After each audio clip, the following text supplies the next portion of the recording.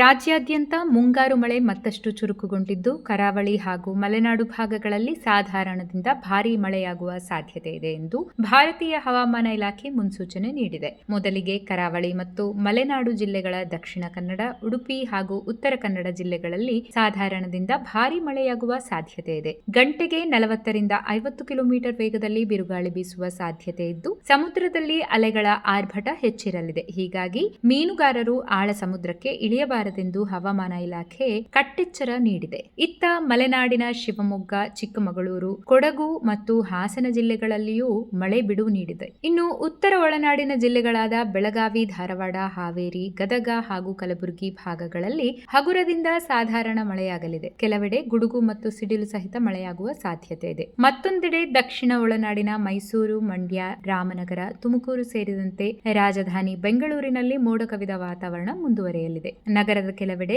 ಹಗುರದಿಂದ ಸಾಧಾರಣ ಮಳೆಯಾಗುವ ಸಾಧ್ಯತೆ ಇದೆ. ತಂಪಾದ ಗಾಳಿ ಬೀಸಲಿದ್ದು, ತಾಪಮಾನದಲ್ಲಿ ಇಳಿಕೆ ಕಂಡುಬರಲಿದೆ. ಕರ್ನಾಟಕ ಮಾತ್ರವಲ್ಲದೆ ಮಹಾರಾಷ್ಟ್ರ, ಗುಜರಾತ್, ಮಧ್ಯಪ್ರದೇಶ, ಛತ್ತೀಸ್ಗಢ, ಉತ್ತರಾಖಂಡ, ಹಿಮಾಚಲ ಪ್ರದೇಶ, ಪಂಜಾಬ್, ಹರಿಯಾಣ, ಅಸ್ಸಾಂ, ಮೇಘಾಲಯ, ಅರುಣಾಚಲ ಪ್ರದೇಶ ಮುಂಗಾರು ಆರ್ಭಟ ಮುಂದುವರೆದಿದೆ. ದಕ್ಷಿಣ ಭಾರತದ ವರದಿ ನೋಡುವುದಾದರೆ ಅರೇಬಿಯನ್ ಸಮುದ್ರದಲ್ಲಿ ಬಿರುಗಾಳಿ ತೀವ್ರವಾಗಿರುವುದರಿಂದ ಕೇರಳ, ಕರ್ನಾಟಕ ಹಾಗೂ ತಮಿಳುನಾಡಿನ ಮೀನುಗಾರರು ಸಮುದ್ರಕ್ಕೆ ಇಳಿಯದಂತೆ ಕಟ್ಟುನಿಟ್ಟಿನ ಎಚ್ಚರಿಕೆ ನೀಡಲಾಗಿದೆ. ತೆಲಂಗಾಣ ಮತ್ತು ಆಂಧ್ರ ಪ್ರದೇಶದ ಕರಾವಳಿ ಭಾಗಗಳಲ್ಲೂ ಸಾಧಾರಣ ಮಳೆಯಾಗುವ ಸಾಧ್ಯತೆ ಇದೆ. ಈ ವಿಡಿಯೋ ನಿಮಗೆ ಉಪಯುಕ್ತ ಅನಿಸಿದರೆ ತಕ್ಷಣ ಲೈಕ್ ಮಾಡಿ, ನಿಮ್ಮ ಸ್ನೇಹಿತರೊಂದಿಗೆ ಶೇರ್ ಮಾಡಿ. ದಿನನಿತ್ಯದ ಲೇಟೆಸ್ಟ್ ಅಪ್ಡೇಟ್ಗಳಿಗಾಗಿ ನಮ್ಮ ಚಾನೆಲ್ಗೆ ಈಗಲೇ ಸಬ್ಸ್ಕ್ರೈಬ್ ಮಾಡಿಕೊಳ್ಳಿ.